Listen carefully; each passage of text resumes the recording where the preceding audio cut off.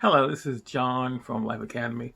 Today I want to talk to you about just my life, what's been happening, and make some points about how we are perceived by others. Now, as you know, I'm a cab driver, and what I do is I drive people from place to place, and I have assignments that I do in the morning. They're school assignments. There are certain kids who are not able to get on the school bus for various reasons, and so we have contracts with the school board to take these kids to school in the morning, and then we can bring them back in the afternoon. Now, I have a route where I have three children that I pick up, and these kids are from a school that is, I guess, it's a school that has trouble. Um, it's like there's certain schools that are set up for children who are problematic. They might have emotional problems, developmental problems. They might have dyslexia. But anyway, this school is called an academy, but it's has kids who have problems. And when you get there, you can see the kids are fighting and yelling. And so I at first didn't know that. So when I first met these kids, they get in the car and I say hi. My name is Mr. John, and nothing. They say a word. They say a word to me. And of course, when you first meet someone, you might feel a little bit awkward. But you know, week after week, month after month, nothing. These kids never, looked at me as someone as being anything just the guy who drives the car. And when I drive the vehicle, I like to make it comfortable. So I play music. I play jazz. I play some pop. Um, but I also like to play foreign language music. So I'll play some French music, some Italian music, and some Chinese music, as well as, of course, English. And of course, this throws them off. They were like, what's this here? They might even start swearing. And so after a while, they realized, and I told them, I said, this is music I play for myself, and you know, that's what I like to hear. So after a while, they kind of got used to it, but they never quite liked it enough to say that. They never said, play a song. And so I even had a day where I told them, you can play what you want on Friday. You can use my cell phone and connect to YouTube, and you can play what you want on Fridays. Just make sure the song isn't, laced with profane words and vulgar expressions. And they said, okay, I can find a clean version. But the point is, it's like when they play the songs were always very, very aggressive, violent songs. They just kind of blurred over the F word and the S word and the B word. So it was still a very, very stressful experience listening to these songs. And so I cut it off after a while. I say, no, your songs are just too depressing. And we are affected by what we hear. I mean, if you walk down the street and you hear somebody in the background or in the foreground and they're yelling at someone, either on their phone or they're having an argument, it affects you, you know. So I don't want to be negatively impacted in my own environment by something they bring. So I said, no, you can't play music anymore. And so again, I tried to make a difference. And I'll tell you a story. Um, this was back in 88, around the time when the movie Rain Man came out. And of course, in the movie Rain Man, when Tom Cruise's character was going to meet his brother, um, the counselors told him from the beginning, you can't change your brother. You can't change him, okay? So don't try. And of course, at first it was hard for him to kind of get along with his brother because he was just different. And after a while, he tried to change him. He took him to Vegas and he had him gambling and wearing a suit and he kissed his girlfriend. But ultimately, he realized he couldn't change his brother, and that's how the movie ended. His brother went off to a home and he couldn't change him. But we all became enamored with the Rain Man character and the whole story. And so what happened was in my church, they put out a notice that they were going to have a guy with special needs. He was autistic, and he needed someone to take him and basically just be a friend. Take him out once a week, maybe have a meal, just talk with him, just spend time with this guy. And so I volunteered, and I went there to the church where he was, and cause they brought him to the church, so I went to the meeting, and he said, "Oh yeah, this is the person. I'll just call him Bob, and you're gonna spend time with him, but he's autistic." And they told me, you can't change him. In my mind, I said, no, I'm going to change this guy. I'm going to, let him get involved with things I do, like subliminal tapes I've listened to at the time, or meditation, or mindset, whatever I was doing at the time. I'm always trying to do something to improve myself. I thought I could change this guy. And so I spent time with this guy for, a few weeks, see him every now and then, take him out to dinner or lunch. And I remember one time, two things happened, which was kind of impactful in a negative way. I took him to lunch in a little, cafe, and I paid for the meal. And when I paid for the meal, now this is back in '88. Okay, so the meal was probably maybe, I don't know, $7, like who knows. And I left $1 tip, and he said, "Well, that's a lot of money. $1 tip, that's a lot of money. That's a lot of money." And he kept on saying he would not relent to the fact that he thought that $1 tip was too much to give. And I had to tell him at the while, I said, "You just want to calm down. It's okay. You're not paying for it. I'm paying for it." But he would not relent. And the other thing happened was he had soup in a sandwich, and when he went to eat his soup, it was kind of hot, and he started to scream, "Ah, ah, ah, ah, ah, ah." I mean, like just uncontrollably screaming because the soup was too hot, and it really wasn't that hot. It was just hot. But he was screaming, and I had to calm down. Everybody came to the restaurant, and they kind of calmed down. It was so embarrassed, and so I realized I can't change him, but still trying to accept him as a person. And what happened was, after a while, I started to look at myself and say, what about my sanity? What about my mindset? And I started to feel depressed, like maybe I'm abnormal as well, and maybe something wrong with me. And I started to get depressed. And so I realized it wasn't working out. I couldn't change him, and I started to become depressed. And so I went to, I told people I can't work with him anymore because of how I started to feel.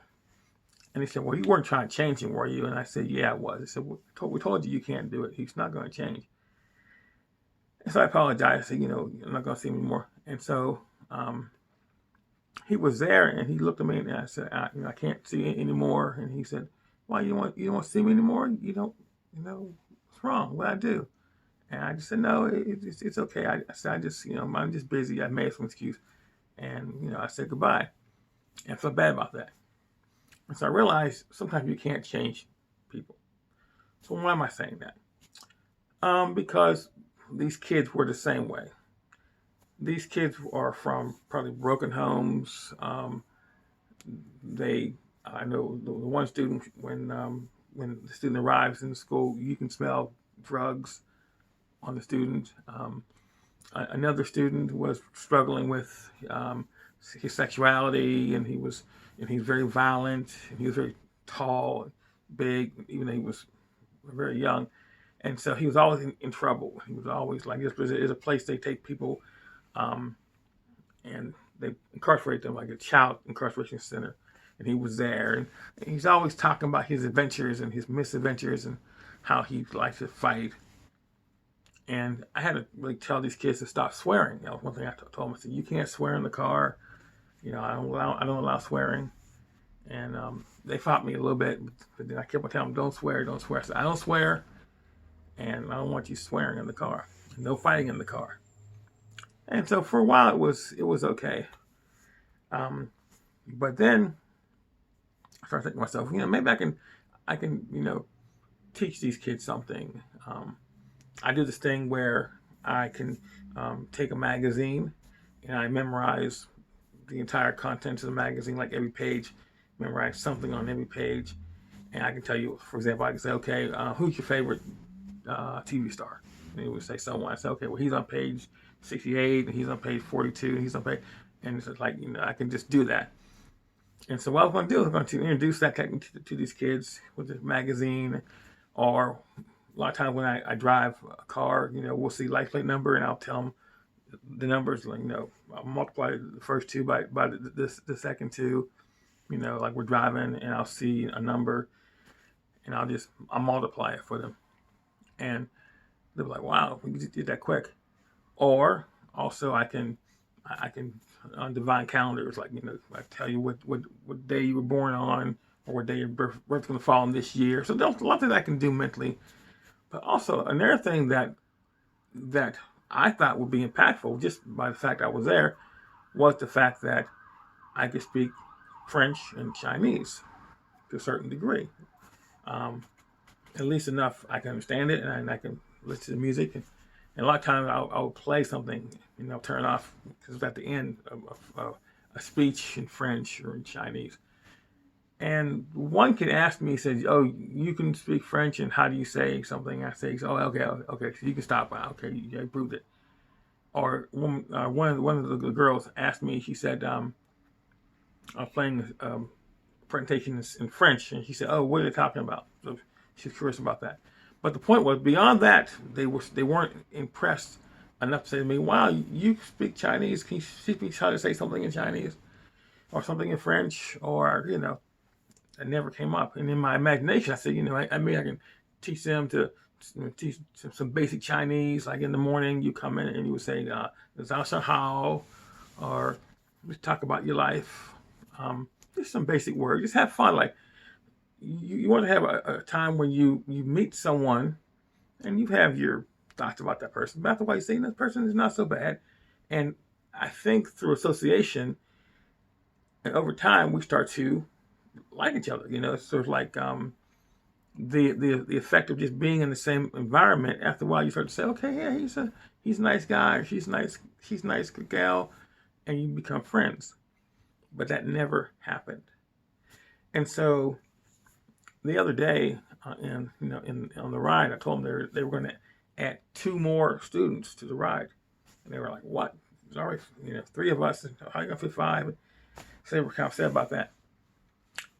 And I said, "Well, we'll deal with it." And I was kind of concerned about that, myself. But I figured, hey, we have to just make it work out. Now the problem I have, one of the kids, one of the big kids, he's very, like I say, he's aggressive, and all I got to tell him, stop swearing, stop fighting. Well, he does this thing that was really annoying. He would have his headphones on because he still wanted to hear his music, and I had no problem. If one of the kids wanted to play their own music on their headset, I can't control what they listen to, But his buds that he had in his ear, the volume was so high I could hear what he was listening to. So it wasn't really loud, but it was still a presence. So it's like I can hear my music, and I can hear his music, or I can hear talk. Like I'll play some Eric Thomas, or I remember play some Jim Gaffigan, or some comedy, just stuff that make a nice environment. And he's playing his music, and I can hear it. So I got to tell this kid to turn his music down. It's like, and it's always something coming up. So I realized if they throw 2 more kids into the mix, then we got to switch positions, with the kids. He gets to sit next to me, right next to me. And him being aggressive, always looking back and wanting to open the window and wanting to yell and talk about all kind of stuff. And then also having his headsets, I knew that wasn't going to work.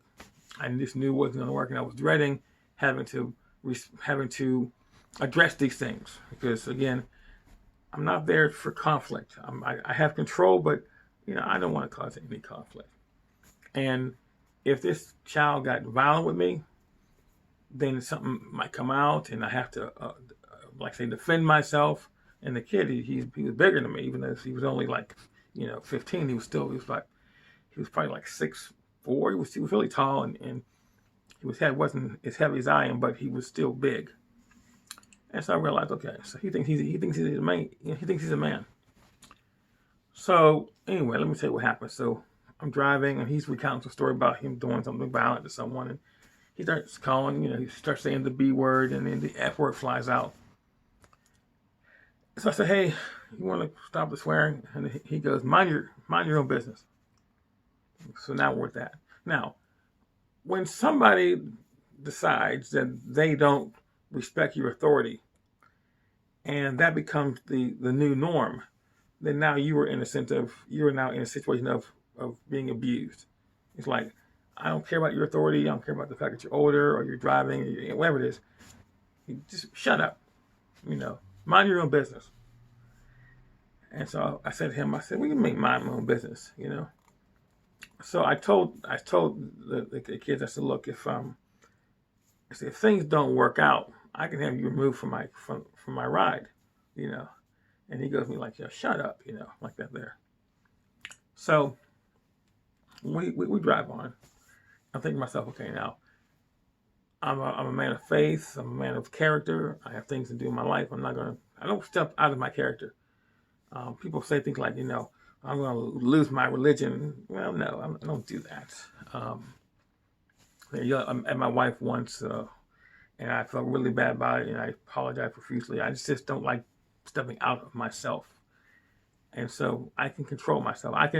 It's sort of like if you have a toothache, then the whole world has a toothache, but it's not true. It's one tooth, and the rest of your mouth is fine. So just focus on the tooth that doesn't hurt, and the pain will kind of go away.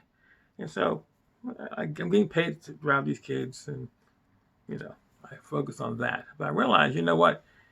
If this is now the new norm to these kids' mind, and this kid can tell me to shut up or mind your own business, and think that he can just get away with that, knowing that I'm not going to yell at him, and I have to take these kids to school. I can write them up and have them taken out, but I have to drive them until the school board says they're suspended. So I thought to myself, I can't do this. I've got to let it go. Now, you can love someone. You don't got to like someone. And I love all people. But I know that the personality that I had did not affect them in a positive way. And I'm not going to waste my time trying to make them different. But they're going to try to spend their time to make me accept who they are, which could make me different, feel bad about myself. And I don't like bullies. I don't like people who abuse. And I'm not going to be a victim of anyone. So I stepped out. I told the company I don't want the assignment. I explained about the child and the possibilities of something escalating, and told my wife about it, so she understood what's going on. And we agreed, and I let it go. And I lost a portion of money that I made during the day, which is kind of guaranteed.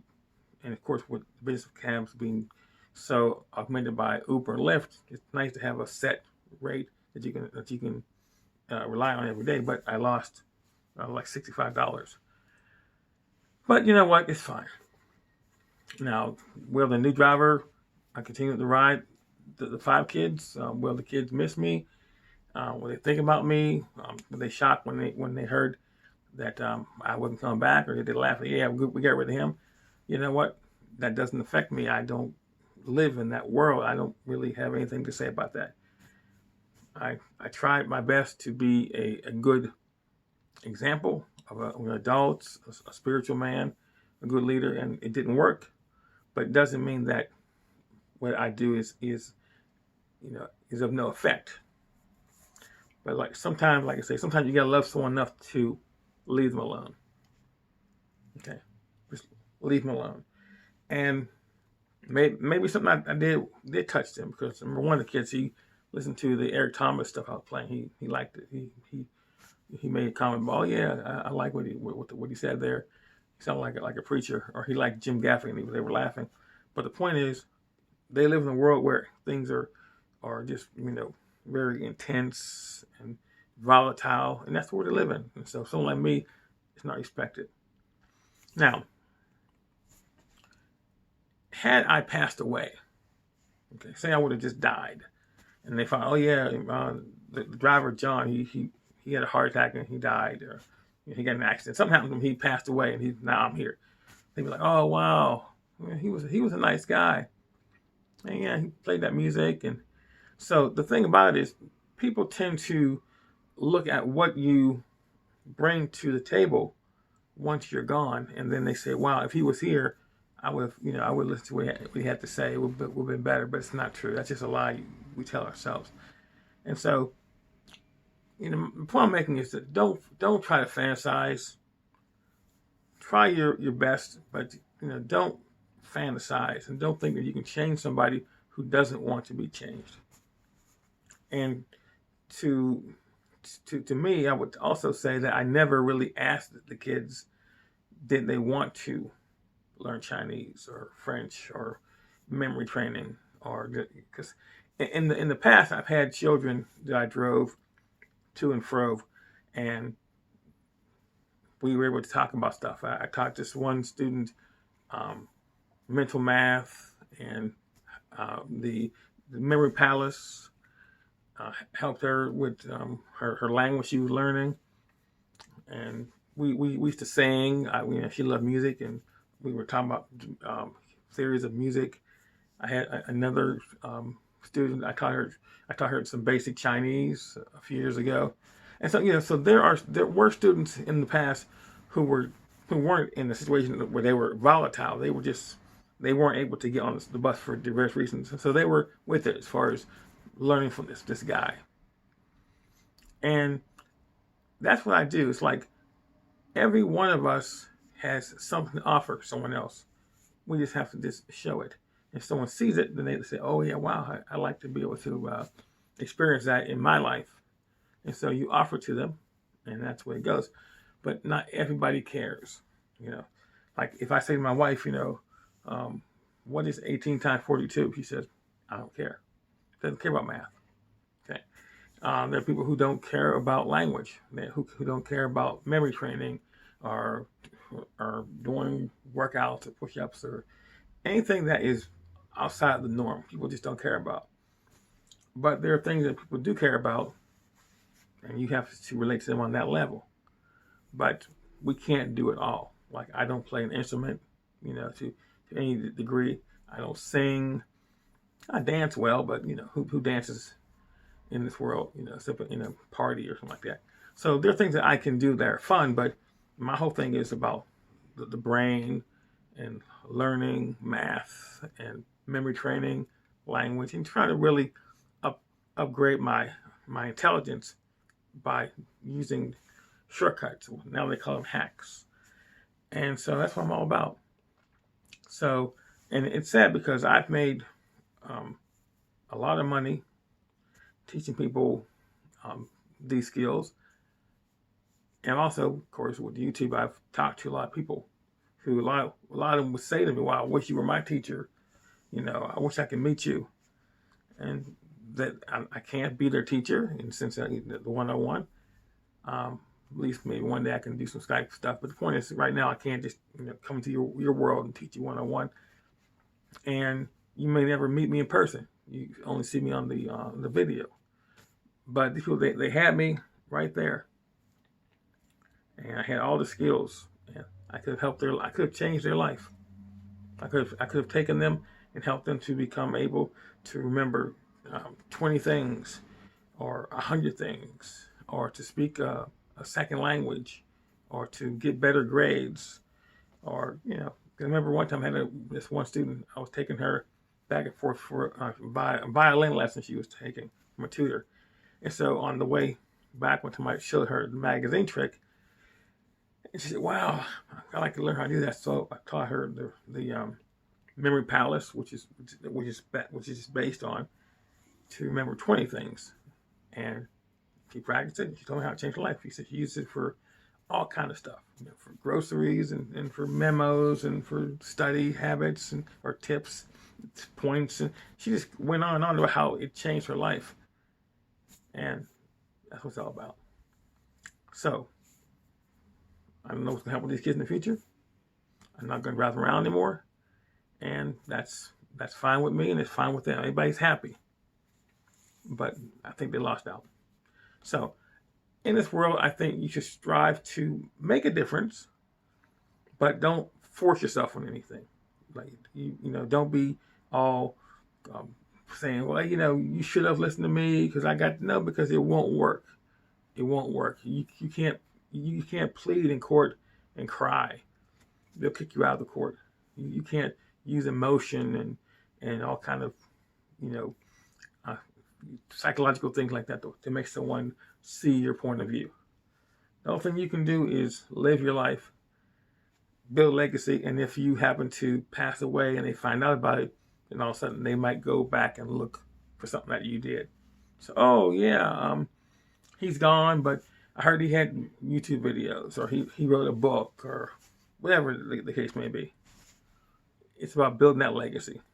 It's planting a tree,